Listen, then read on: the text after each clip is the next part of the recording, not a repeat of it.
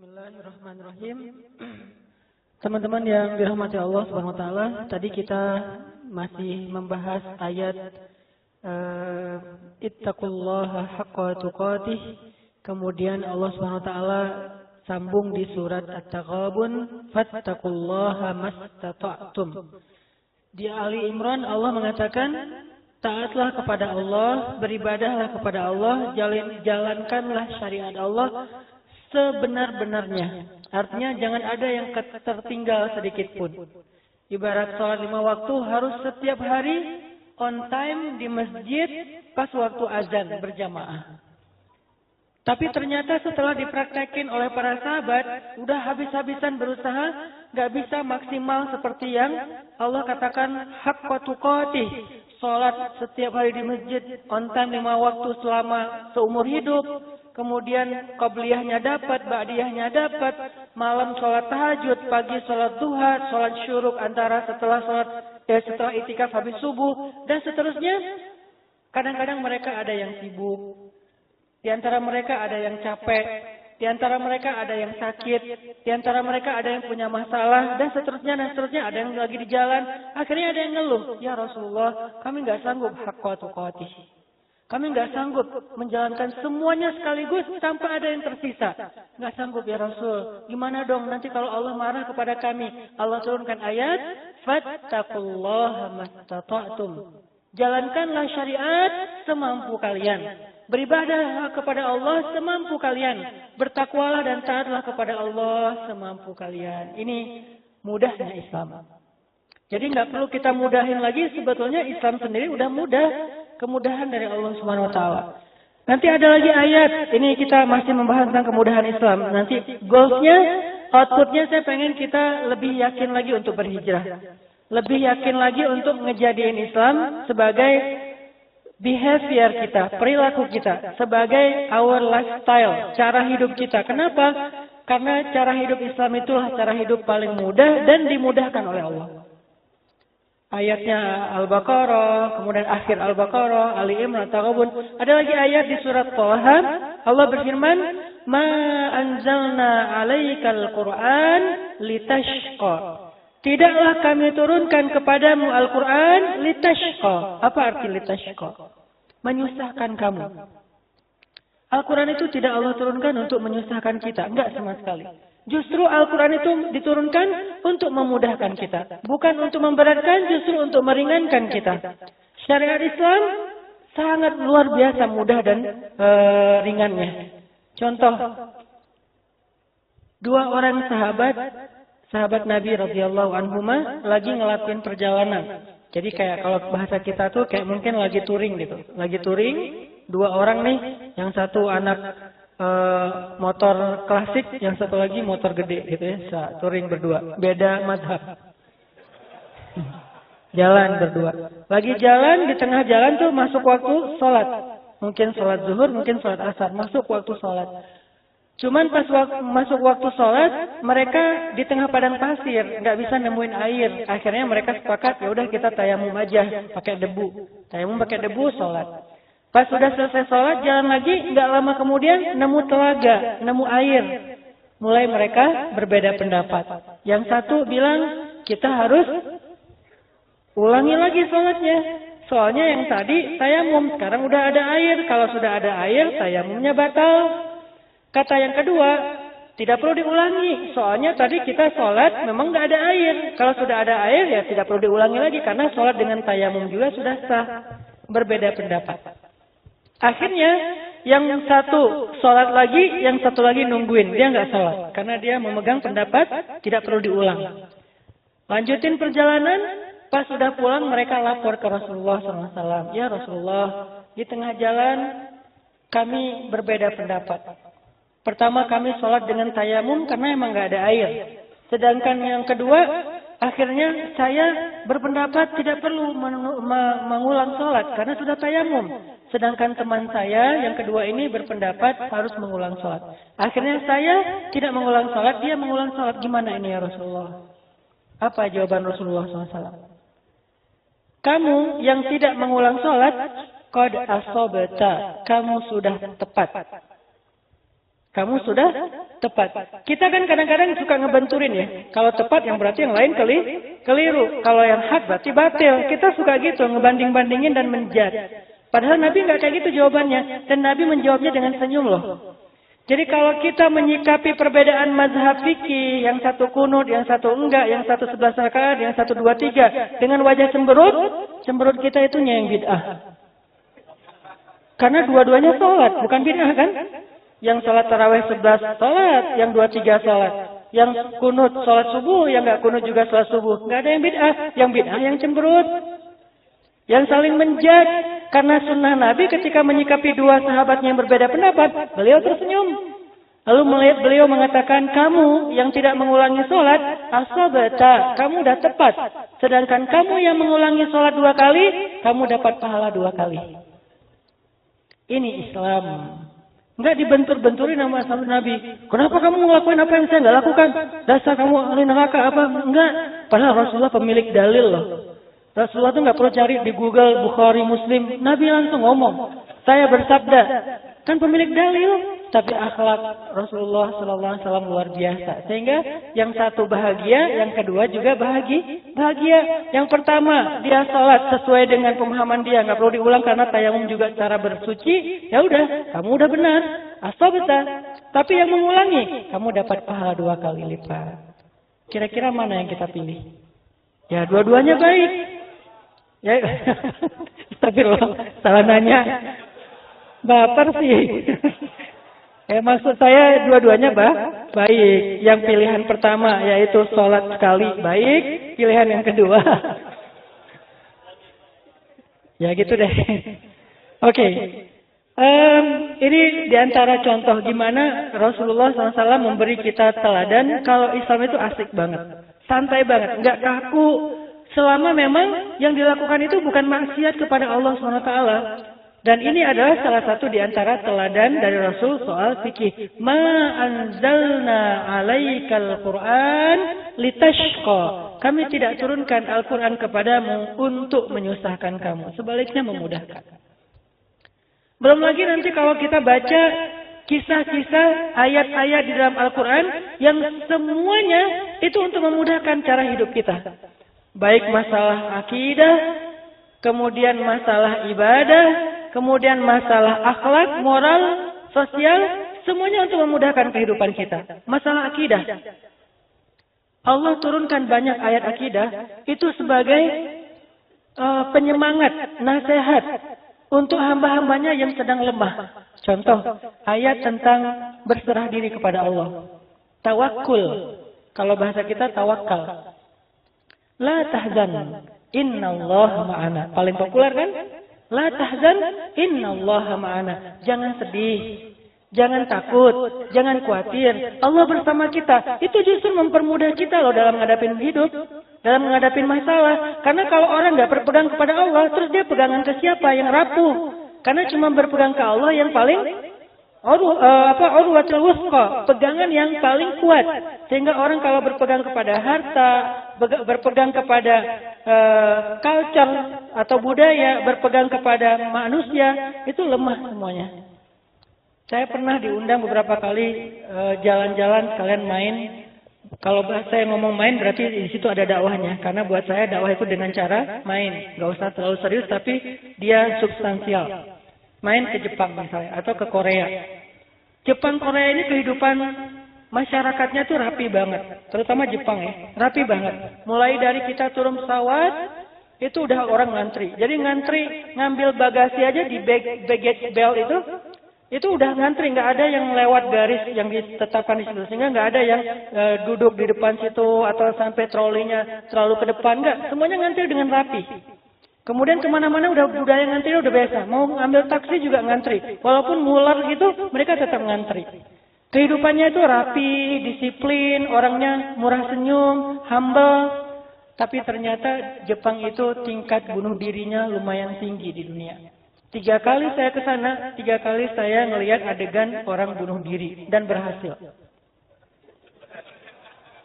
Sampai yang kedua kalau nggak salah pas saya ke Jepang itu lagi ada berita yang lagi kayak trending topik gitu di Jepang di TV-TV mereka tentang bunuh diri online.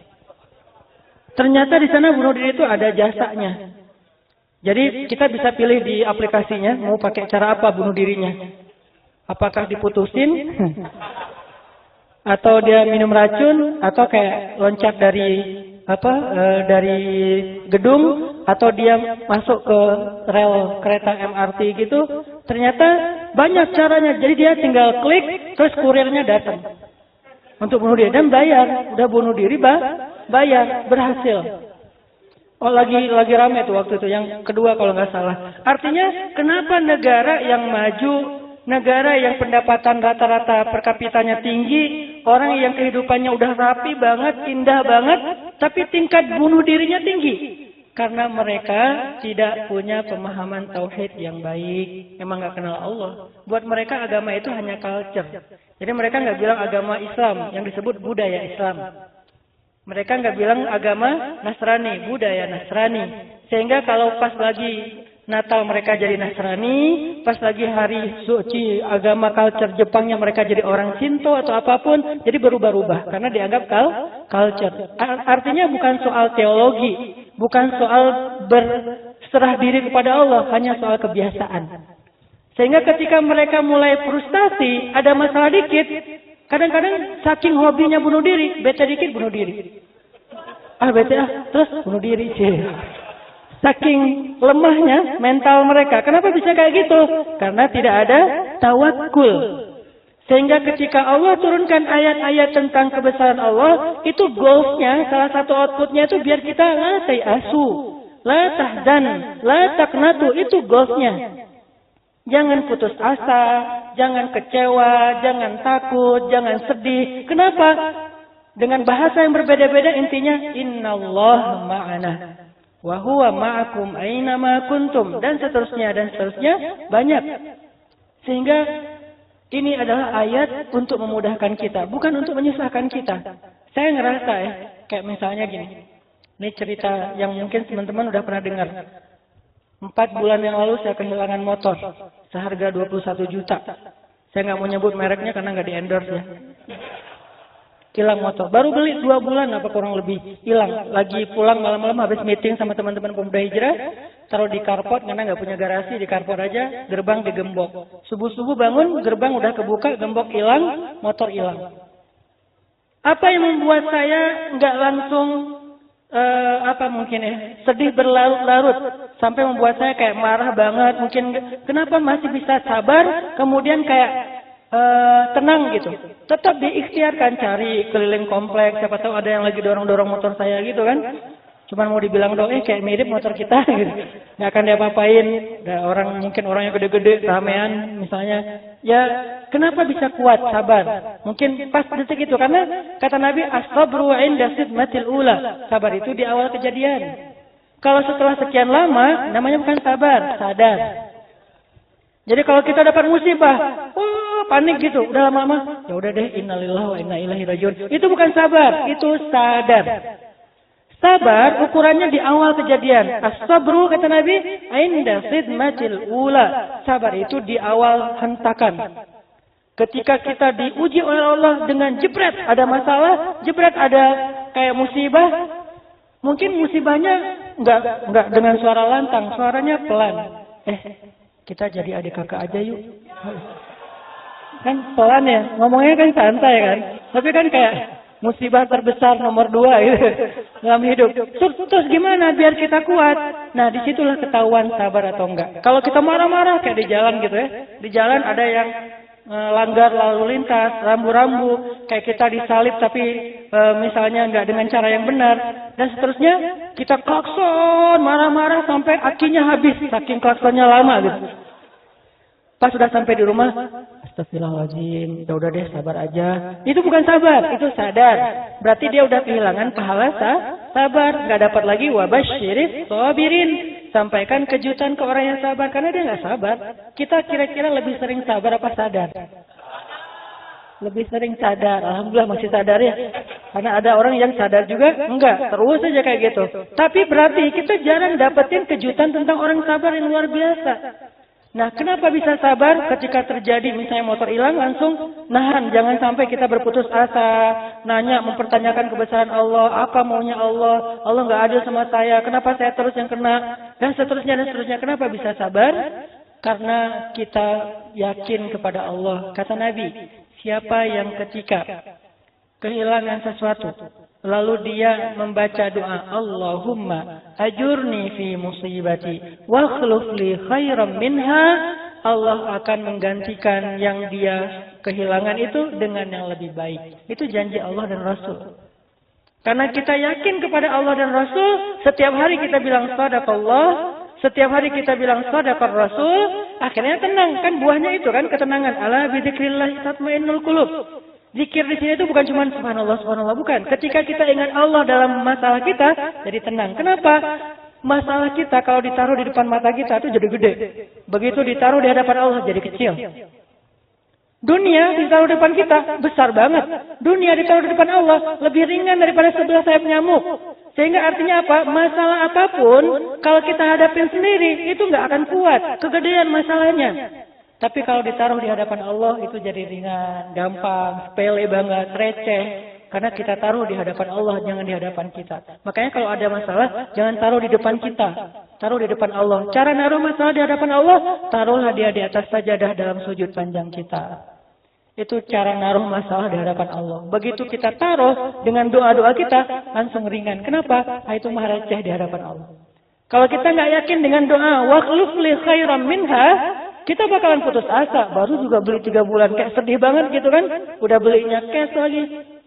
Nggak ada asuransi yang bisa balikin. Artinya nggak bisa ngeklaim kemana-mana. Kan rugi nih. Tapi kalau ada kalimat, kita taruh aja kepada Allah. Allah, motor saya hilang. Ganti dong yang lebih bagus. Kan itu kan terjemahannya kan. Karena kalau kita baca bahasa Arab nggak ngerti terjemah, kayak agak kurang greget gitu. Seberapa greget lo doa sih. Jadi harus ngerti, cerdas, ya Allah, motor saya hilang, ganti dong lebih bagus. Udah tenang. Kenapa tenang? Karena yakin. Karena buah dari keyakinan itu sakinah, tenang. Seminggu kemudian, alhamdulillah Allah ganti dengan motor seharga 31 juta. Sebulan kemudian, ini lagi diganti dengan harga motor 45 juta. Masya Allah ya, subhanallah. Ini nih, Allah ganti 2 motor loh sekaligus. Satu 31 juta, satu lagi 45 juta. Jadi kalau ada masalah dalam hidup teman-teman, tinggal bilang aja, ya Allah saya ada masalah nih kecil.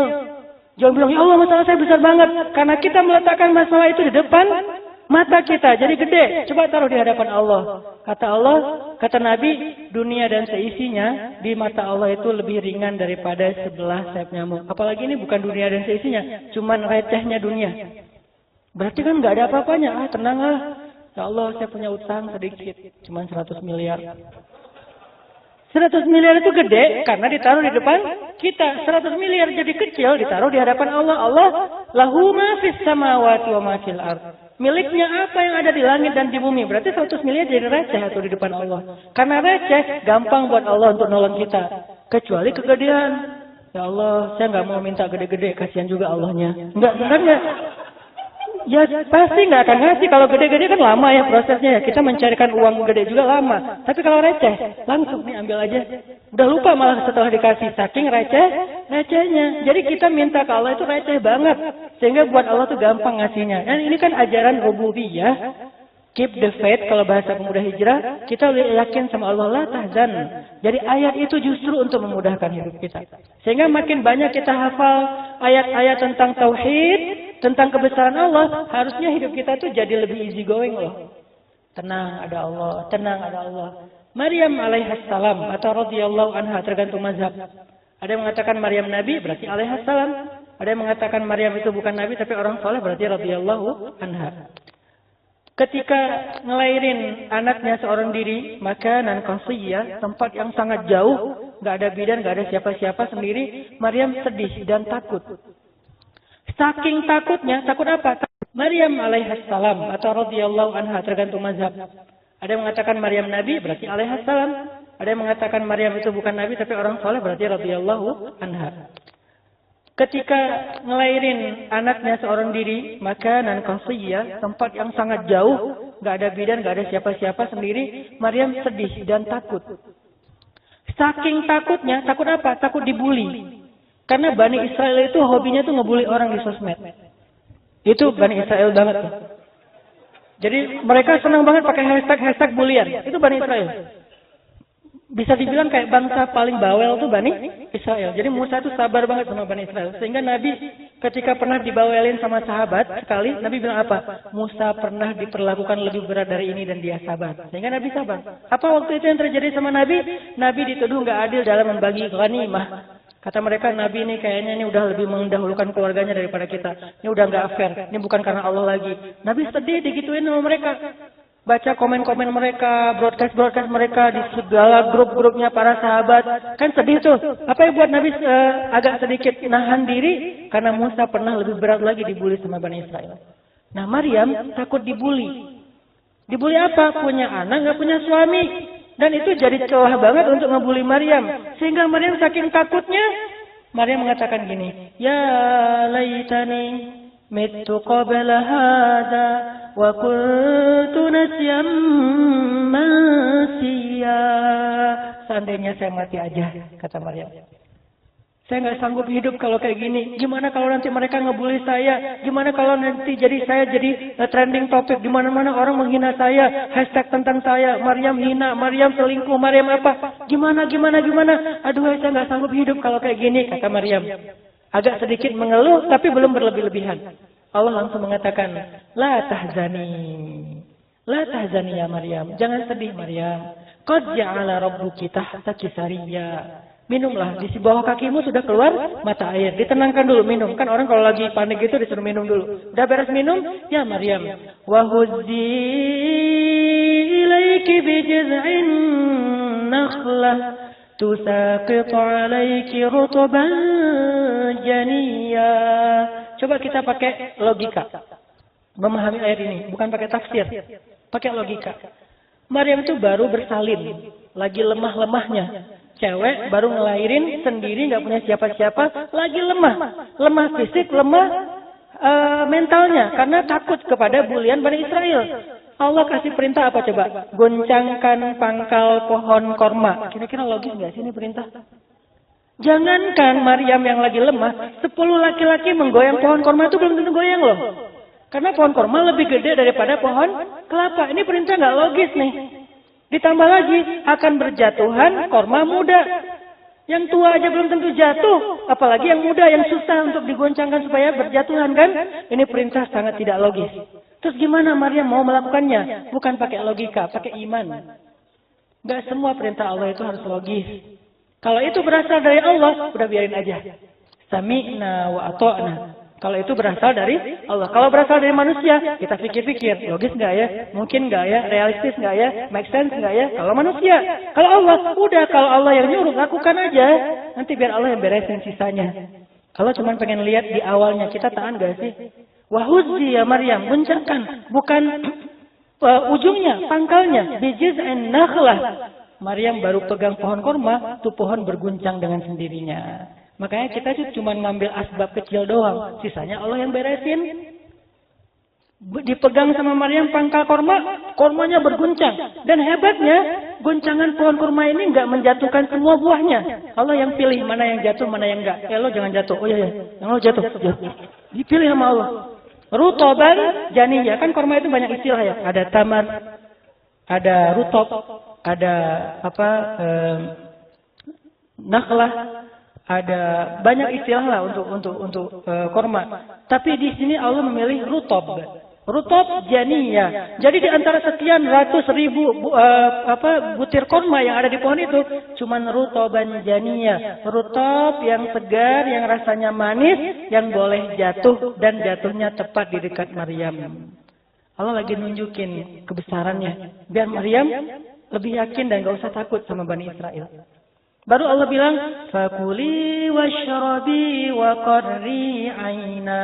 Makanlah wahai Maryam, minumlah wahai Maryam, bersenang hatilah wahai Maryam. Ini cara menyelesaikan masalahnya. Yakin dulu sama Allah. Setelah yakin, kemudian Allah bilang gini, fa imma tarayinna minal bashari ahadan, faquli inni nazartu lirrahmani sawma, falan ukallimal yawma insiyah. Kalau kamu ketemu orang Bani Israel, jangan ngomong, diam aja.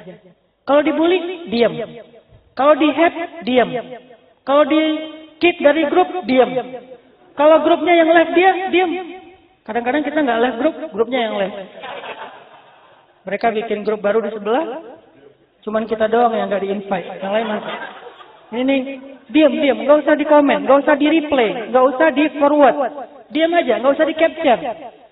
Terus kalau nanti saya jadi dibully rame-rame ya Allah di sosial media, sementara mereka kan punya banyak selebgram yang bisa influencer gitu kan, ngeramain trending topik. Diam kata Allah. Lan ukallimal yaum insiya. Seorang pun saya nggak akan ajak ngomong. Satu haters pun nggak akan saya replay. Satu broadcast pun nggak akan saya balas. Terus gimana saya ngebela diri? Tenang, ada Allah yang tadi udah nunjukin kebesarannya. Biar Allah yang pakai cara Allah yang lebih keren. Pulang Maryamnya. Fa'atat bihi qaumaha tahmiluh. Pulang sambil menggendong bayinya yang tidak punya ayah. Baru di gerbang kota Al-Quds udah dihadang, dipersekusi sama Bani Israel. Mereka semuanya udah nunggu Maryam pulang. Begitu Maryam muncul di gerbang kota Al-Quds yang suci, mereka langsung menghadang mengatakan, Maryam, kamu wanita kotor, nggak boleh masuk ke kota suci kami. Kamu pembawa sial dan kami tidak mau ketiban sialnya. Kamu membawa banyak bencana dan jangan sampai menimpa kami. Kamu perempuan yang badi. Ya Maryam, kata mereka, laqad ji'ti syai'an fariya. Ya ukhta Harun, ma kana abuki imra'a saw' wa ma kanat ummuki baghiya.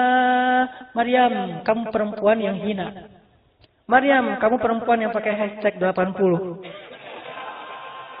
Mereka menghina Maryam pakai hashtag. Hashtagnya viral. Dirame-ramein di sosial media sehingga dia menjadi malu, kasihan. Maryam kan ya?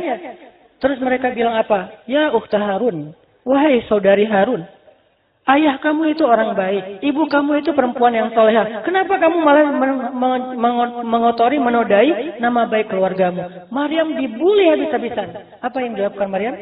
Fa'asyarat ilaih. Asyarat, isyarah jadi bahasa Indonesia, isyarat. Maryam memberi isyarat kepada bayinya. Maksudnya ngomong aja sama bayi saya. Mereka makin marah. Kaifa nukallimu man kana fil mahdi sabiyya. Maryam, ternyata kamu bukan hanya hina, bukan hanya pembuat dosa, tapi kamu udah gila. Masa kamu nyuruh kami ngomong sama bayi yang masih digendong, masih menyusui? Gimana bayi itu bisa ngomong? Allah langsung membela Maryam. Karena Maryam diam, Allah yang bela. Kalau Maryam bela diri, Allah nggak akan ikut bela. Makanya kalau dibully di sosial media, jangan diladenin. Diam aja, biar Allah yang bela. Cara Allah, ya terserah Allah. Kalau udah tahu caranya, namanya bukan kejutan. Namanya juga min haitsu la yahtasib. Dari cara yang kalian tidak pernah duga. Biarin aja Allah yang bela. Kita diam, jangan kebawa-bawa emosi, sibuk berdebat, habis energi. Udah aja fokus dengan dakwah, fokus dengan amal soleh, fokus dengan akhlak yang mulia. Jangan tercoreng akhlak kita hanya gara-gara orang nge-hate kita. Kalau gitu berarti kita berhasil dipancing untuk berbuat sesuatu yang tidak baik. Maryam diam. Akhirnya Allah menjadikan bayi itu bisa berbicara. Bukan berbicara, lebih tepatnya khutbah. Karena kalau bicara cuma mama udah bicara kan? Ini enggak, khutbah. Qol inni abdullah. Kebayangnya bayi Isa lagi dalam gendongan ibunya ngomong. Inni abdullah atani al-kitab wa ja'alani nabiyya wa ja'alani mubarakan aynama kuntu wa awsani bis-salati waz-zakati ma dumtu hayya وبرا بوالدتي ولم يجعلني جبارا شقيا والسلام. Ini bayi yang ngomong loh.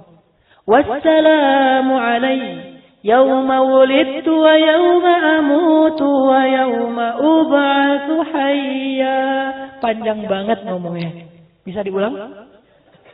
Padahal kita udah dewasa. Ini bayi aja bisa ngomong sefasih itu.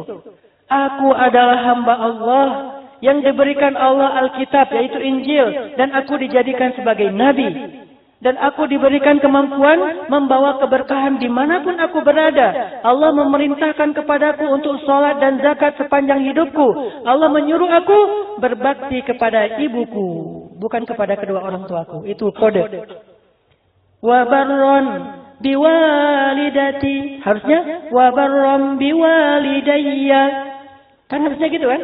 Aku diperintahkan berbakti kepada kedua orang tua. Enggak, aku diperintahkan berbakti kepada ibuku. Kenapa? Aku nggak punya ayah. Bukan ada ayah tapi nggak bertanggung jawab. Bukan, nggak punya ayah. Kalau ada ayah dan nggak bertanggung jawab, kita tetap disuruh berbakti. Soal dia nggak bertanggung jawab, urusan dia dengan Allah. Tapi soal kita berbakti atau enggak, urusan kita dengan orang itu, dengan ayah kita. Ini nggak punya ayah, jadi siapa yang mau dibaktiin? Sehingga wabarrom biwalidati. Dan kalimat yang berikutnya, wassalam alayya yauma wulidtu. Keselamatan bagiku hari ketika aku dilahirkan. Maksudnya, aku dilahirkan sebagai bayi suci, bukan bayi yang ternoda. Jadi, Isa yang masih bayi membela ibunya karena ibunya diam sesuai dengan perintah Allah. Ini kan solusi dalam hidup. Ayat Al-Quran itu solusi semua, teman-teman. Apalagi kalau teman-teman baca ayat-ayat tentang surat curhat. Apa surat curhat? Mujadalah. Surat diputusin. At-talaq. Kan surat diputusin kan? Ya, lo gue N. Itu kan at-talaq kan? Udah beres, udah putus gitu. Nah, itu kalau kita baca surat-surat itu semuanya ajaran untuk memudahkan kita. Bukan untuk mempersulit. Contoh, at-talaq. At-talaq itu kan asbabun nuzulnya. Nabi baru mentalak Hafsah istri beliau. Tapi kita nggak boleh suuzon. Kata ulama, sesuatu terjadi di antara Nabi dengan Hafsah sampai Nabi menceraikan Hafsah. Tapi dua-duanya soleh pastinya. Rasul sudah pasti soleh, Hafsah juga perempuan yang soleh. Jadi kita nggak bisa menjudge sejarah. Jangan pernah menjudge sejarah. Karena kita tidak hadir ketika adegan itu ada. Cukup ambil pelajaran aja nih. Apalagi sejarah tentang keluarga Nabi. Lebih nggak boleh lagi dijudge. Sejarah yang bukan keluarga Nabi aja nggak boleh dihakimi. Apalagi keluarga Nabi. Yang jelas terjadi sesuatu, Nabi menceraikan Hafsah. Dibawa pulanglah Hafsah ke rumah Umar, ayahnya. Allah langsung mengutus Jibril. Wahai Jibril, datang kepada Muhammad, suruh dia merujuk Hafsah. Jibril datang, ya Rasulullah. Kenapa Rasulullah menceraikan Hafsah? Hafsah itu sawwamah, qawwamah. Apa arti sawwamah, qawwamah? Sawwamah dari kata soma, yasumu. Orang yang melakukan puasa namanya soim. Kalau cewek namanya soimah. Itu yang melakukan puasa. Jadi kalau dia pernah berpuasa, soim. Kalau cewek pernah berpuasa, soimah. Tapi kalau dia sering puasa, itu bukan soim. Itu namanya sawwam. Pakai tasydid. Kenapa tasydid? Karena filosofi tasydid dalam bahasa Arab itu penegasan. Jadi kalau dia sering puasa, berarti dia tegas banget orang yang memang ahli puasa. Sehingga nggak disebut lagi shaimun, tapi shawwam. Orang yang rajin puasa. Ceweknya shawwamah. Kalau yang sholat malam namanya qaim. Kalau ceweknya qaimah. Kalau udah sering sholat malam namanya bukan qaim, qawwam. Ceweknya qawwamah. Kata Jibril, ya Rasulullah, rujuk ke Hafsah. Jangan ceraikan Hafsah. Karena dia adalah shawwamah, qawwamah. Ahli sholat malam, ahli puasa siang. Siang hari hampir setiap hari puasa. Puasa Daud, selang-seling. Dan dia adalah istrimu di dunia dan di surga. Akhirnya Nabi menangis, datang kepada Hafsah. Hafsah yuk pulang yuk, kata Nabi. Kemudian turun kalimat, kalau kalian menceraikan istri kalian, cara yang paling baik, jangan suruh dia keluar dari rumah kalian. Ini kan solusi dari Allah. Allah tuh justru membela kita supaya kehidupan kita walaupun dalam keadaan emosi tetap berakhlak mulia. Kalau ada orang yang bilang, Ustaz, kalau cerai atau talak itu emosi gimana Ustaz? Sah nggak? Emang ada yang talak nggak emosi? Kita talak yuk. Aduh. Mana ada orang talak nggak emosi? Yang namanya talak pasti emosi, pasti marah. Gimana talak? Sayang, aku talak kamu ya. Nggak ada kan ya? Yang namanya talak pasti lagi marah. Yang dimaksud marah yang nggak sah talak itu adalah marah yang kehilangan akal. Dan itu jarang. Marah yang kehilangan akal. Tapi yang namanya orang mentalak pasti marah.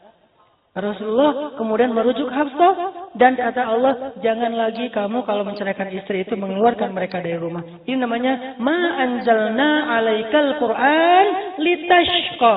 Tujuan diturunkan Al-Quran itu bukan pengen menyulitkan kita, bukan pengen ngasih beban, justru menyelesaikan masalah kita. Makanya baca Quran jangan baca teksnya doang. Coba kita dikit-dikit baca asbabun nuzul. Cerita, kenapa sih ayat ini turun? Ayat hijab. Kenapa ayat hijab turun? Ada ceritanya tuh.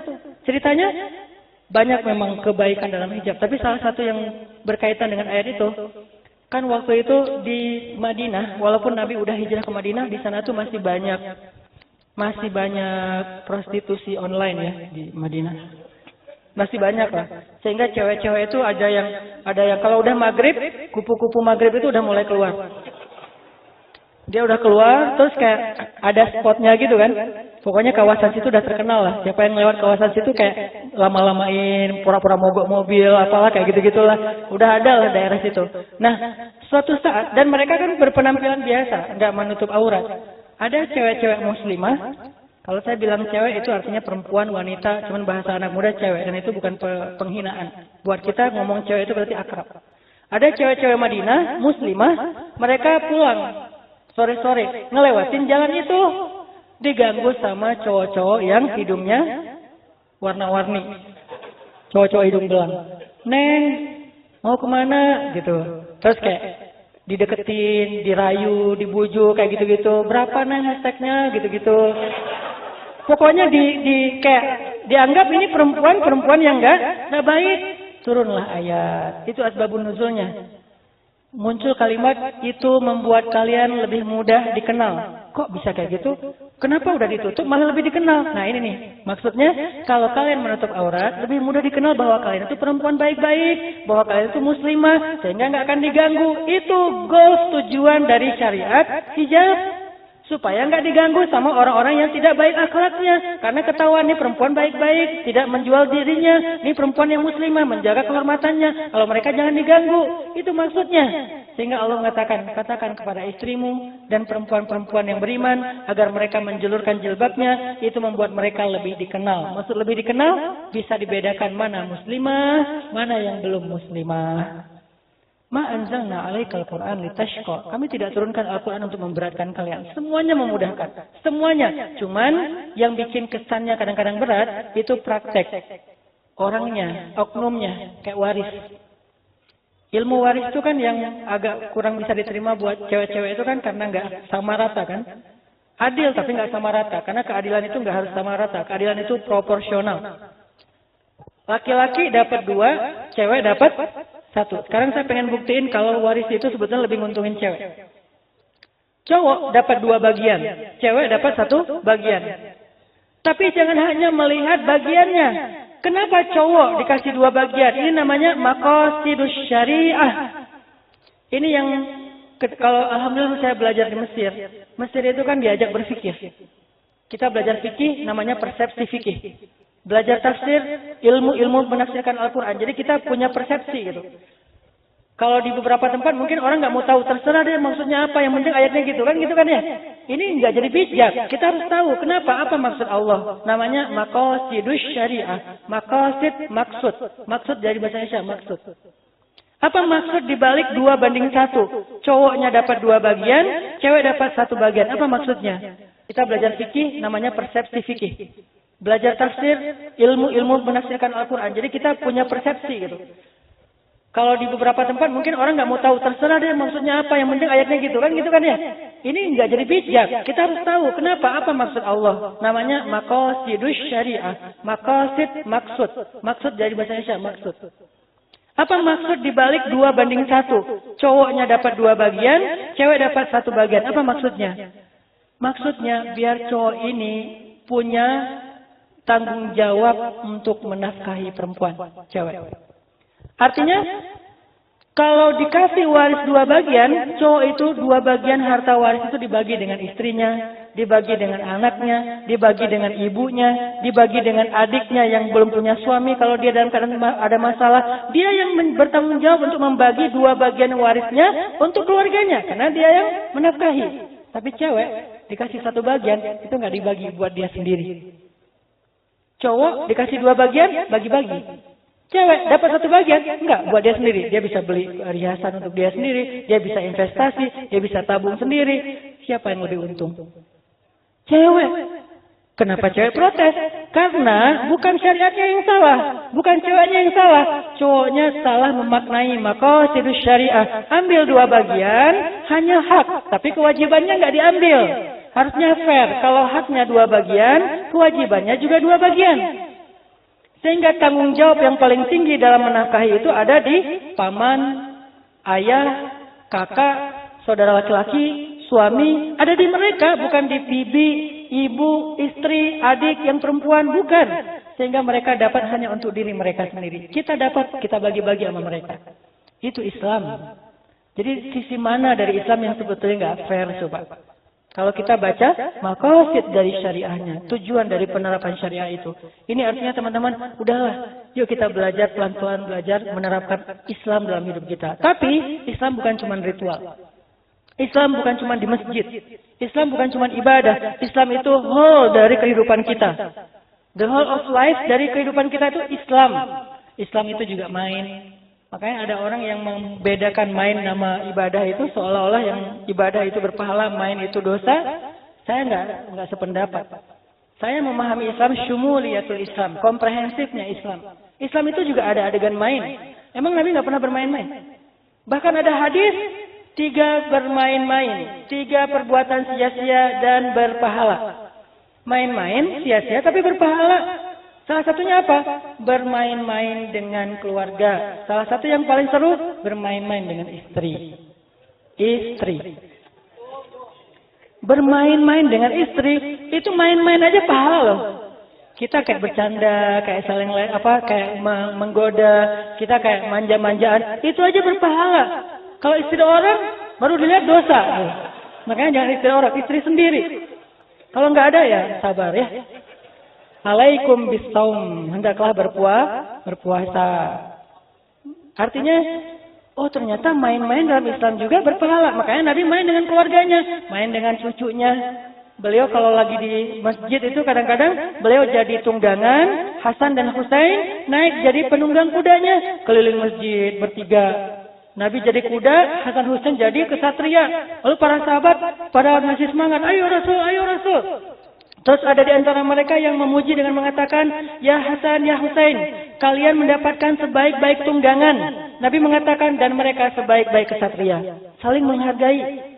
Sahabat menghargai Rasul, Rasul menghargai cucunya. Sehingga, ayo ya kakek, ayo kakek, ayo kakek, keliling masjid. Emangnya masjid hanya dipakai untuk sujud dan ibadah? Ternyata di dalam masjid Nabi bermain dengan keluarganya. Pernah lagi ada adegan, kan di Masjid Nabawi itu suka digantung buah kurma wakaf. Buah kurma sedekah. Karena dulu nggak ada tempat menyimpan barang Baitul Mal, disimpannya di masjid juga. Digantung di tiang-tiang masjid. Jadi orang miskin kalau mau makan, nggak ada makanan di rumah, tinggal metik aja di tiang masjid. Masuk ke masjid, petik, makan. Nah waktu itu, Hasan dan Husain, buat anak-anak di zaman Nabi kan cemilan, coklat, permen gitu kan korma ya. Mereka petik korma di tiang masjid, dimasukin ke mulut, kayak nggak dikunyah, diemut gitu. Biar nanti makin lama makin kerasa manisnya gitu kan. Awalnya korma itu nggak ada rasanya, terus kelupas sedikit kulitnya yang halus tuh kerasa manisnya sampai habis. Dimut lama, Nabi ngelihat kalian ngemut apa? Korma. Sini nggak boleh, nggak, ini jajan kami. Akhirnya Nabi mengejar Hasan Husain keliling masjid. Sini Hasan, sini Husain, nggak mau. Akhirnya kejar-kejaran. Pas sudah ketemu, Nabi menyolek, masukin jarinya ke dalam mulut Hasan. Husain dikeluarkan buah kurmanya. Kata Nabi, kita keluarga yang tidak boleh makan sedekah. Akhirnya Nabi ambil kurma yang lain dikasih kepada Hasan dan Husain. Sederhana, nggak ada yang kaku. Woi, dasar anak kecil di masjid loh. Enggak kayak gitu. Rasulullah memperlakukan anak-anak di masjid.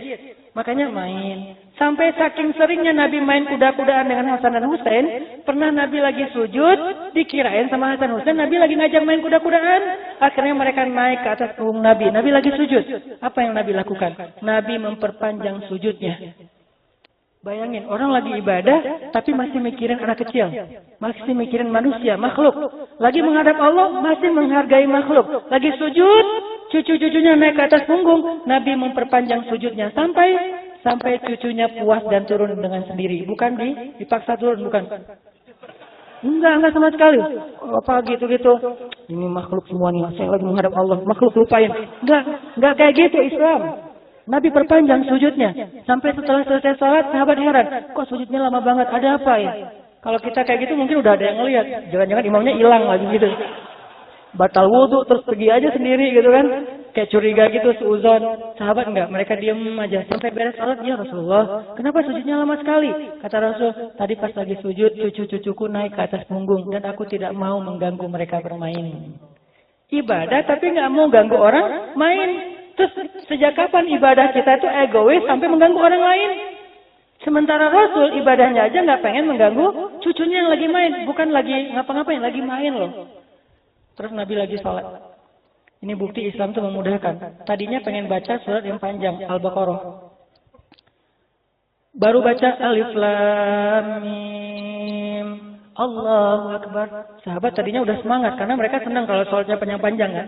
Kalau di kita kan panjang dikit banyak kode kan.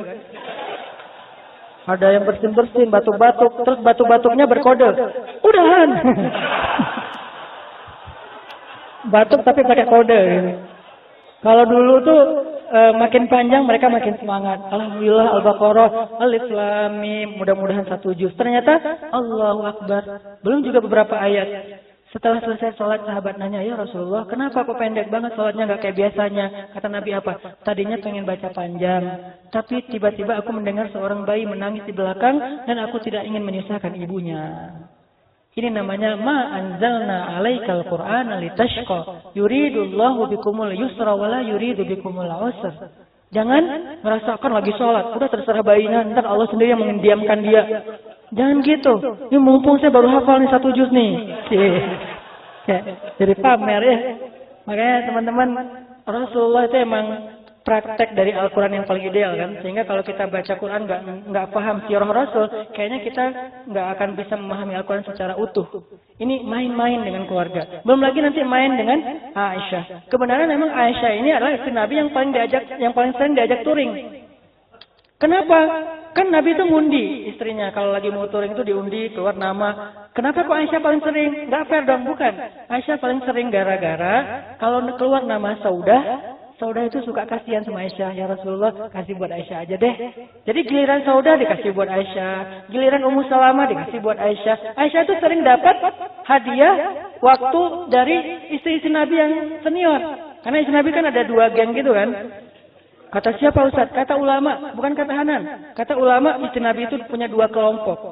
Cuman bahasa kita kan kelompok itu geng. Geng itu bukan negatif ya. Jangan selalu menerjemahkan bahasa anak muda itu negatif. Anak muda itu insya Allah positif juga. Jadi istri Nabi itu punya 2 kayak grup gitu.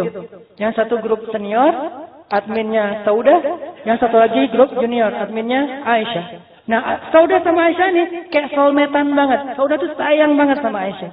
Jadi begitu keluar nama Saudah, ngeliat Aisyah kayak lagi pengen gitu touring bareng Rasul. Aisyah pengen jalan, ya pengen sih. Ya udah buat Aisyah aja. Ya udah buat Aisyah aja. Jadi semuanya sayang sama Aisyah. Walaupun tetap ada adegan cemburu, tapi secara umum mereka sayang sama Aisyah. Makanya Aisyah itu paling sering diajak touring sama Nabi, sering traveling. Nah, dalam perjalanan touring, Nabi itu sering banget main sama Aisyah. Sahabat-sahabat lagi di rest area. Kalian duluan. Kata Nabi, kalian duluan gitu. Tinggalkan saya sama Aisyah. Mobil saya sama Aisyah bawain aja. Ntar kita nyusul. Nyusulnya lari. Pas sahabat udah duluan, udah beberapa lama, udah jauh, Nabi bilang, Aisyah, lomba lari yuk. Itu Nabi loh, bukan Ustadz. Jadi kalau Nabi aja main, masa Ustadz nggak boleh main? Main sama siapa? Sama pasangan. Aisyah, lomba lari yuk. Yuk kata Aisyah. Lari mereka berdua. Aisyah menang. Nabi komen dalam adegan itu. Ketika kalau bahasa kita diposting, Nabi komen. Aisyah waktu itu masih kurus. Nanti pas touring berikutnya, entah berapa bulan, entah berapa tahun, Nabi bilang lagi, Aisyah lari lagi, lomba lari. Ayo kata Aisyah, lari. Nabi yang menang, Aisyah kalah. Kata Nabi, ini balasan untuk yang sebelumnya. Aisyah yang komen. Saya waktu itu udah gemuk. Coba perhatikan. Ketika Aisyah kurus, Nabi yang komen. Ketika Aisyah gemuk, Aisyah yang komen. Nabi nggak mau komen. Akhlak. Nabi nggak mau bilang, waktu itu Aisyah udah gemuk. Nggak mau menjaga perasaan Aisyah. Tapi pas Aisyah masih langsing, Nabi bilang, Aisyah waktu itu kurus. Begitu udah gemuk, Aisyah yang ngomong, aku udah gemuk. Ini akhlak Rasulullah SAW. Gimana Nabi itu orangnya easy going banget. Santai, nggak keluar dalil. Padahal beliau, aku bersabda. Bisa kan? Nabi itu kalau misalnya istrinya lagi ngambek, nggak disikapin pakai dalil. Qala Allah wa qala Rasul, enggak. Kalau istrinya lagi ngambek, pakainya akhlak, bukan dalil, akhlak. Ini keren banget loh. Yang saya sering cerita lagi touring, bawa 2 istri. Aisyah sama Sofia. Waktu itu Sofia umurnya sweet 17 tahun. Kalau sekarang tuh lagi sibuk-sibuk persiapan UN. Aisyah tuh umurnya 16 tahun, beda setahun. Kalau sekarang lagi sibuk-sibuk di OSIS gitu kan. Jadi ini untuk menggambarkan betapa mereka tuh masih muda banget 2 orang ini. Aisyah sama Sofia touring. Mobilnya Sofia cuma 1000 cc. Pakai touring. Mobil Aisyah 4000 cc.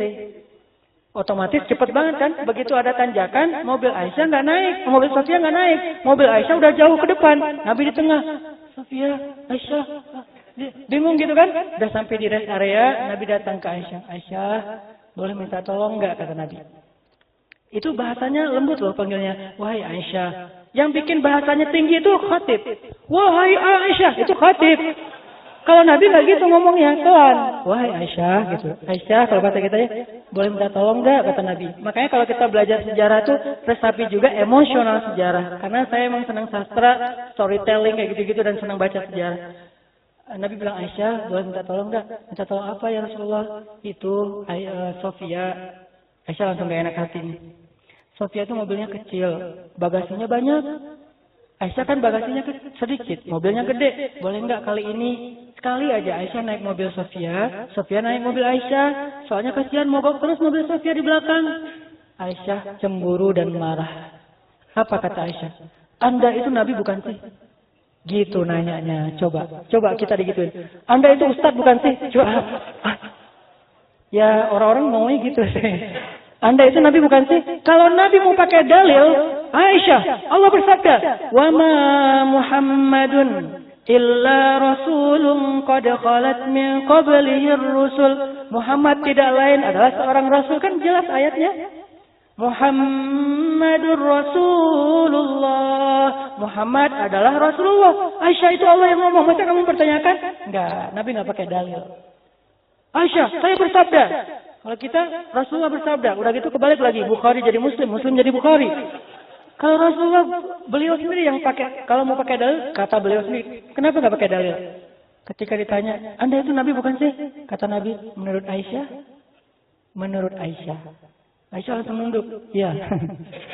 Masa bukan gitu? Siapa juga yang berani bilang bukan kan? Anda itu Nabi bukan sih? Kalau menurut Aisyah, iya sih. Terus Abu Bakar yang marah. Ya Aisyah, gak pantas kamu bicara kayak gini kepada Rasulullah. Ditegur Aisyah, didorong sama Abu Bakar. Rasulullah langsung, wahai Abu Bakar, gak pantas kamu melakukan istri saya kayak gini. Coba. Ini nih akhlak teman-teman. Sehingga kata Abu Bakar, ya Rasulullah gak dengar. Aisyah ngomong apa kepada Rasulullah? Dengar wahai Abu Bakar. Kan gak pantas ngomong kayak gitu. Ya Abu Bakar, innaha ghirah. Itu cemburu Abu Bakar, biarin aja. Tapi kan gak pantas, tapi kan cemburu. Yang namanya cemburu nggak bisa dipaksain. Terus gimana nih? Nah, pergi aja. Pergilah Abu Bakar. Nabi ngeliat ke belakang. Aisyah, tuh lihat. Aku belain kamu kan? Gitu. Terus gimana nih? Udah kita pergi aja yuk. Daripada orang itu balik lagi marah-marah. Udah pergi. Terus yang tadi gimana Aisyah? Ya udah ya, sekali aja ya. Akhirnya beres. Aisyah naik mobil Sofia. Sofia naik mobil Aisyah. Beres kan? Beliau menyelesaikan masalah keluarganya itu nggak pakai dalil dulu. Kapan keluar dalil? Ketika normal. Nabi mengatakan, seandainya aku bisa menyuruh seorang manusia sujud kepada manusia lain, aku suruh sujud istri kepada suami, dan seterusnya. Tapi bukan pas lagi istrinya ngambek. Kita istri belum ngambek, udah dikumpulin hadis-hadis. Nanti begitu dia ngambek, mah, langsung forward. Nah dia juga, yang istri juga ngumpulin hadis-hadis suami. Pah, pah. Jadi adu-aduan, dalil yang nggak akan beres. Makanya, itulah Islam teman-teman. Sangat-sangat indah. Mudah banget. Nggak kaku banget. Dan Nabi itu senang main sebetulnya. Walaupun mainnya Nabi itu bermanfaat ya. Olahraga kayak misalnya. Cuman saya nggak mau nyebut olahraga. Karena yang sepahaman saya. Anak muda itu kalau dibilang olahraga agak berat. Mending main. Tapi mainnya berkeringat. Makanya saya pakai tagline. Banyak main, banyak manfaat. Artinya banyak olahraga, banyak manfaat. Banyak jalan, silaturahim, touring bareng teman-teman. Banyak teman, banyak keluarga, banyak saudara. Itu maksudnya. Bukan main-main sia-sia. Lagian main-main itu ada yang sia-sia tapi berpahala yang tadi. Termasuk Nabi senang olahraganya itu kayak tanding onta. Kalau dulu onta, kalau sekarang mungkin mobil, motor gitu. Di mana tandingnya? Startnya di Thaniyatul Wada, finishnya di masjid. Oh kalau gitu boleh dong tanding di depan masjid? Boleh. Bikin festival depan masjid? Boleh. Bikin tempat main di sebelah masjid? Boleh. Dengan syarat begitu. Hayya 'alas shalah, langsung sholat. Udah pada sholat, main lagi. Selama permainannya nggak bikin maksiat, nggak bikin dosa. Karena buat saya, fun itu gampang banget dan bisa banget dilakukan tanpa harus menambah dosa. Saya aslinya seneng main soalnya. Jalan, makan, nongkrong bareng teman-teman, ngopi. Ngopi sehari bisa lebih dari 5 kali. Kenapa? Emang seneng ngopi, seneng nongkrong bareng teman-teman. Dari sejak di Kairo. Ngopi bareng teman-teman. Alhamdulillahnya nggak pernah kayak alhamdulillah pacaran nggak pernah. Terus alhamdulillah walaupun tinggal di Aceh nggak pernah nyoba ganja. Nggak pernah narkoba, nggak pernah. Walaupun mungkin teman-teman sebagian ada yang sampai kayak gitu. Ada yang ditaruh dalam Indomie, ganti bumbunya Indomie gitu kan. Karena itu bumbu rahasia yang lebih enak daripada pecin.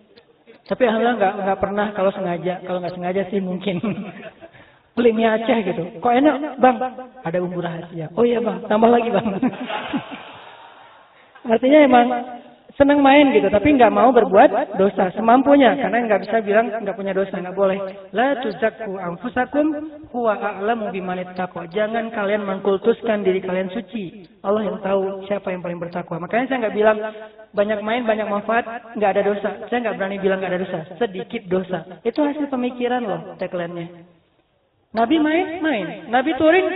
Nabi bercanda. Bercanda dengan sahabat. Me time. Nabi itu pernah me time beberapa kali. Salah satunya ketika puncak musim panas, Nabi ngadem di sumur, bi'r. Kalau kita kan ngademnya di Indomaret, Alfamart gitu kan ya.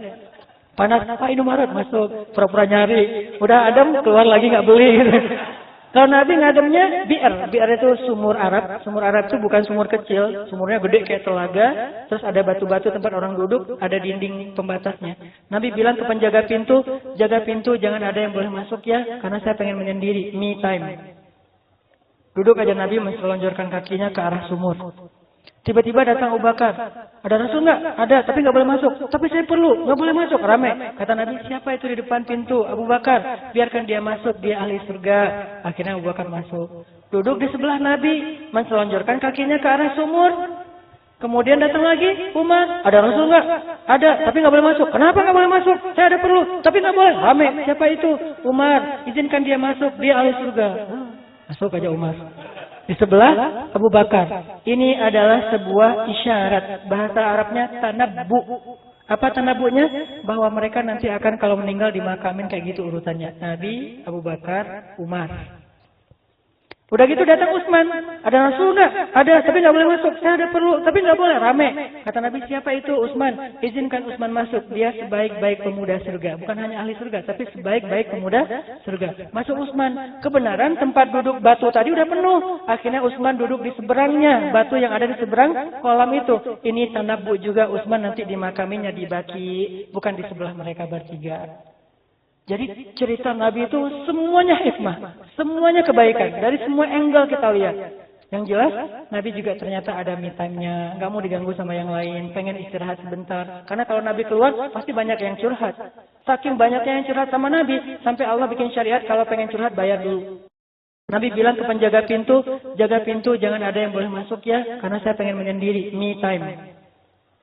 Duduk aja Nabi menselonjorkan kakinya ke arah sumur. Tiba-tiba datang Abu Bakar. Ada Rasul nggak? Ada, tapi nggak boleh masuk. Tapi saya perlu, nggak boleh masuk. Rame. Kata Nabi, siapa itu di depan pintu? Abu Bakar. Biarkan dia masuk, dia ahli surga. Akhirnya Abu Bakar masuk. Duduk di sebelah Nabi, menselonjorkan kakinya ke arah sumur. Kemudian datang lagi, Umar. Ada Rasul nggak? Ada, tapi nggak boleh masuk. Kenapa nggak boleh masuk? Saya ada perlu, tapi nggak boleh. Rame. Siapa itu? Umar. Izinkan dia masuk, dia ahli surga. Masuk aja Umar. Di sebelah Abu Bakar. Ini adalah sebuah isyarat. Bahasa Arabnya tanabbu. Apa tanabbunya? Bahwa mereka nanti akan kalau meninggal dimakamin kayak gitu urutannya. Nabi, Abu Bakar, Umar. Udah gitu datang Utsman. Ada Rasul nggak? Ada, tapi nggak boleh masuk. Saya ada perlu, tapi nggak boleh. Rame. Kata Nabi, siapa itu? Utsman. Izinkan Utsman masuk. Dia sebaik-baik pemuda surga. Bukan hanya ahli surga, tapi sebaik-baik pemuda surga. Masuk Utsman. Kebenaran tempat duduk batu tadi udah penuh. Akhirnya Utsman duduk di seberangnya. Batu yang ada di seberang kolam itu. Ini tanabbu juga Utsman nanti dimakaminya di Baqi. Bukan di sebelah mereka bertiga. Jadi cerita Nabi itu semuanya hikmah, semuanya kebaikan. Dari semua angle kita lihat. Yang jelas, Nabi juga ternyata ada me time-nya. Nggak mau diganggu sama yang lain, pengen istirahat sebentar. Karena kalau Nabi keluar, pasti banyak yang curhat. Saking banyaknya yang curhat sama Nabi, sampai Allah bikin syariat kalau pengen curhat bayar dulu. Ada gitu Ustaz? Ada di surat Al-Mujadalah. Kalau kalian pengen curhat, berinfak dulu. Berapa ya Rasul? Nabi bingung mau ngomong berapa, kan Nabi nggak biasa nyebut angka ya. Akhirnya Nabi nanya kepada Ali, Ali berapa? Kata Ali, segenggam gandum. Wah kemurahan kata Nabi. Ya udah sekarung kemahalan. Akhirnya tengah-tengah beberapa genggam gandum. Jadi siapa yang pengen curhat ke Nabi waktu itu masukin ke dalam karung beberapa genggam korma gandum baru curhat. Lama-lama yang curhat berkurang karena udah nggak sanggup bayar. Baru turun ayat menghapus ayat itu. Ini namanya nasikh mansukh. Ayat yang menghapus dan yang dihapus. Tapi pernah diberlakukan? Pernah. Kenapa? Saking banyaknya yang curhat ke Nabi sampai nggak ketampung. Kasihan Nabi. DM-nya penuh, japriannya penuh. Udah nggak kebaca. Kasihan kan? Akhirnya kalau kalian pengen DM Nabi, bayar. Kalau kalian pengen curhat ke Nabi, bayar. Gitu kan? Diberlakukan sama Allah. Bukan Nabi yang berlakukan Allah. Untuk meringankan tugas Nabi. Artinya memang ini Masya Allah. Kehidupan Rasulullah itu hal-hal yang kalau kita baca itu daily kita banget main. Nah, di sini alhamdulillah insyaallah di pesantren kita ini tadi Pak Haji Hilman ngomong sama saya, Ustadz, saya pengen pesantren dan masjid kita itu lebih youth friendly. Akhirnya kita pengen bikin di sini tuh tempat ngumpulnya anak muda. Terasnya anak muda. Kenapa dibilang teras? Karena dia ada di pelataran masjid. Tempat anak muda nongkrong, tempat anak muda olahraga. Di sini nanti anak skate bisa main skate. Floornya tuh udah skatable banget. Anak BMX bisa main BMX. Anak parkour apalagi main volley, main basket, main futsal. Yang penting semuanya positif. Nanti waktunya sholat bisa masuk ke masjid, disediakan tempat yang untuk mandi atau tempat untuk bersih-bersih yang nyaman. Kemudian kalau perlu, kalau di Masjid Al-Latif Pemuda Hijrah dikasih satu meja barista sehingga dapat kita bisa wakaf lah. Kafe-kafe yang ada di sekitar masjid wakaf setiap hari menyediakan 20 cup kopi gratis buat yang nongkrong di masjid. Nongkrong di masjid itu bahasa Arabnya apa? Iktikaf. Bahasa anak mudanya nongkrong. Saya hanya menerjemahkan makna itikaf. Kenapa dipermasalahin ya? Dipotong, rame, viral. Kok di masjid kok nongkrong? Nongkrong itu itikaf. Karena bahasa Arab itikaf itu artinya berdiam diri di suatu tempat. Nongkrong kan? Apa yang dilakuin sambil nongkrong? Bisa zikir, bisa tilawah, bisa baca buku, bisa dengar tausiah, bisa ngahuleng. Terserah deh, yang penting jangan ngahulengin yang macam-macam gitu. Ya namanya istirahat kan ngahuleng dulu gitu. Siapa tahu dapat ide-ide yang bagus, kreatif gitu kan. Bisa silaturahim, istirahat dulu. Yang penting semuanya adanya di masjid. Habis baterai, colokannya banyaknya di masjid. Masjid itu banyakin colokan listrik. Kalau misalnya kuota terbatas, unlimited masjid. Baterai habis masjid, kota terbatas masjid, pengen olahraga masjid, pengen dekat dengan surga taman-tamannya ada di masjid, pengen nongkrong tapi berpahala, tidur aja berpahala, masjid. Artinya masjid ini nggak boleh dikunci, 24 jam milik umat, tapi tetap harus kondusif. Karena kalau udah nggak dikunci, banyak kejadian-kejadian lucu. Ini artinya teman-teman, insya Allah teman-teman di sini akan menyediakan, insya Allah ya, Kang Hilman, untuk menyediakan tempat area teras anak muda, dan nanti akan kita bikin gerakan namanya gerakan baper. Baper itu apa? Barisan Pemuda Berhijrah. Ini nanti follow ya akunnya ya, Instagramnya, followersnya udah gede. Ini adalah salah satu akun yang insya Allah nanti akan jadi akun dakwah. Akun baper yang ada di Kota Baru Cikampek ya. Kota Baru Cikampek, saya tadi dikasih tahu jangan Cikampek dong, harus ada kota barunya. Kota Baru Cikampek yang insya Allah ini akan jadi salah satu spot anak muda yang pengen taat tapi asik. Unsur asiknya ada di sekeliling masjid, taatnya ada di dalam masjid. Jangan lagi bikin gap antara masjid dengan anak muda. Jangan lagi bikin gap antara ibadah dengan hobi. Nggak ada gap.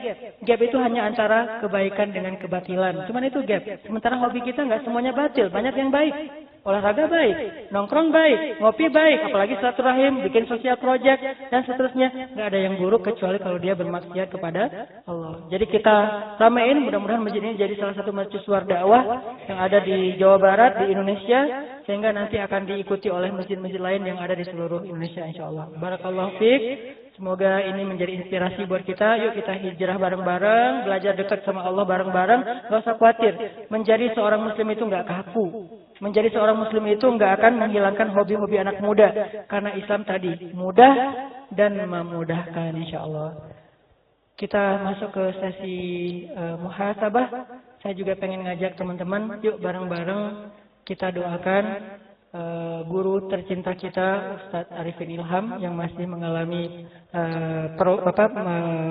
ikhtiar pengobatan di luar negeri. Mudah-mudahan Allah angkat penyakitnya, diganti dengan kesehatan dan kebahagiaan, dijadikan sakitnya penggugur dosa dan diangkat derajat.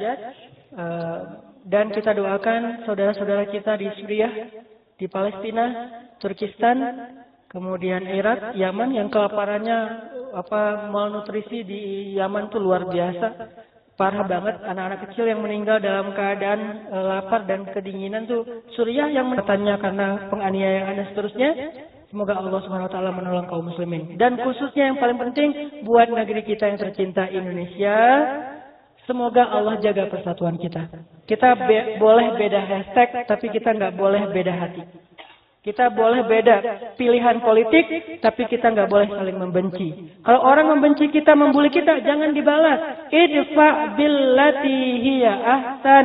Balaslah keburukan dengan cara yang lebih baik. Karena kalau kita membalas keburukan dengan keburukan, terus apa bedanya hak dan batil? Sama-sama buruk.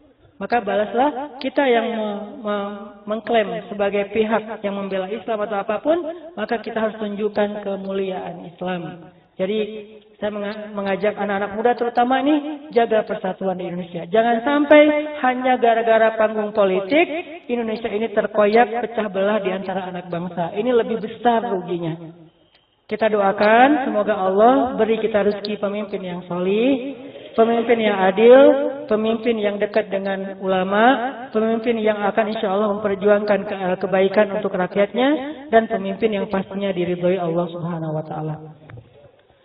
أعوذ بالله من الشيطان الرجيم بسم الله الرحمن الرحيم الحمد لله رب العالمين الرحمن الرحيم مالك يوم الدين إياك نعبد وإياك نستعين اهدنا الصراط المستقيم صراط الذين أنعمت عليهم غير المغضوب عليهم ولا الضالين اللهم اغفر لنا ذنوبنا اللهم اغفر لنا ذنوبنا يا غفار يا غفار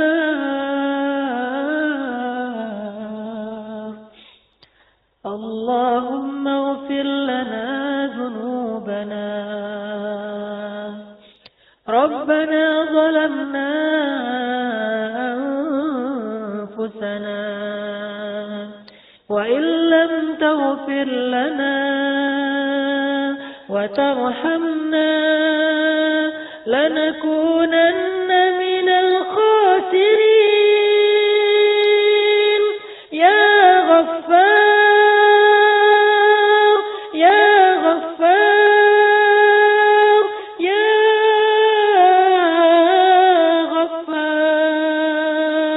اغفر لنا ذنوبنا يا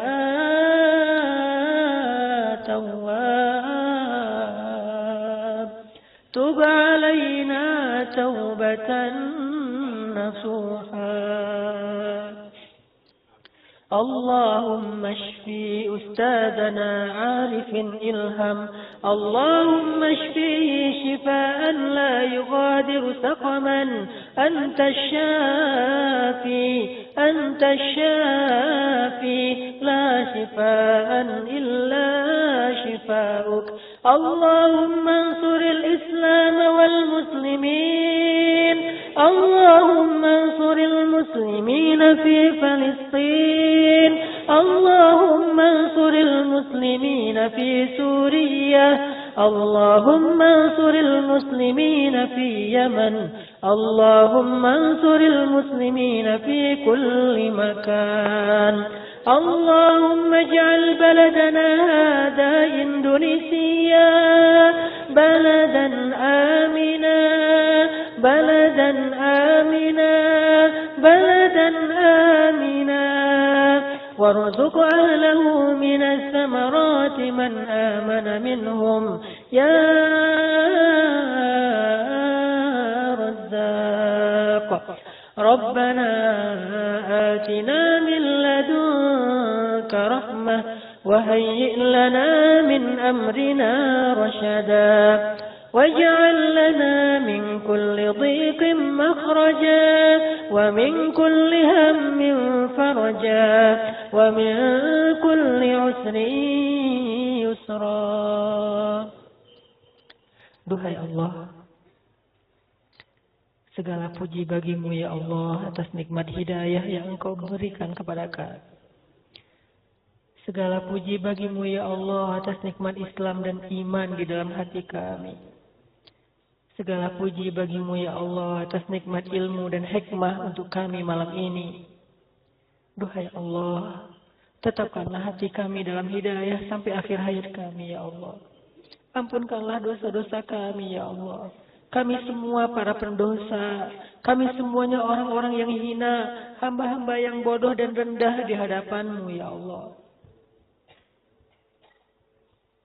Masa lalu kami penuh dengan aib dan cela ya Allah. Kami datang bersimpuh di rumah-Mu bersama-sama, semata-mata ingin membersihkan diri dan kembali kepada-Mu ya Allah. Kami sudah lelah dengan dosa-dosa kami. Dosa-dosa yang menjadikan hidup kami berantakan ya Allah. Dosa-dosa yang menjadikan keluarga kami terkoyak-koyak ya Allah. Dosa-dosa yang menjadikan akhlak kami buruk ya Allah. Bahkan kepada kedua orang tua. Dosa-dosa yang menjadikan kami durhaka kepada orang tua. Bersikap kasar kepada ibu dan ayah kami. Membentak mereka, memarahi mereka. Membuat ibu kami diam-diam menangis karena sedih atas ucapan kami. Sungguh kami pernah menjadi seorang hamba yang sangat banyak dosa ya Allah. Anak yang sangat durhaka. Maka kami datang untuk bersimpuh di hadapan-Mu memohon ampunan dari-Mu ya Allah. Terimalah kedatangan kami ya Allah. Bersihkanlah dosa-dosa kami ya Allah.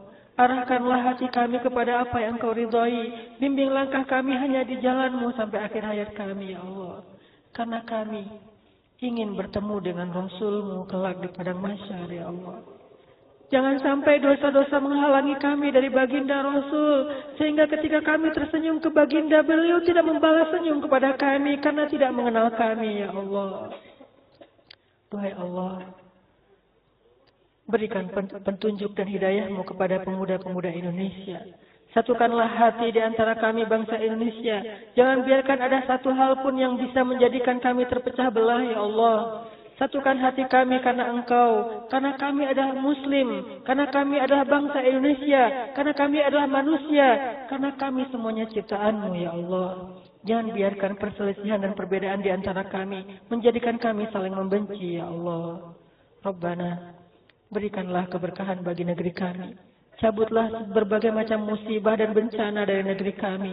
Jadikan negeri ini negeri yang makmur, negeri yang berkah. Baldatun tayyibatun wa rabbun ghafur. Rabbana atina fid dunya hasanah wa fil akhirati hasanah wa qina adzabannar.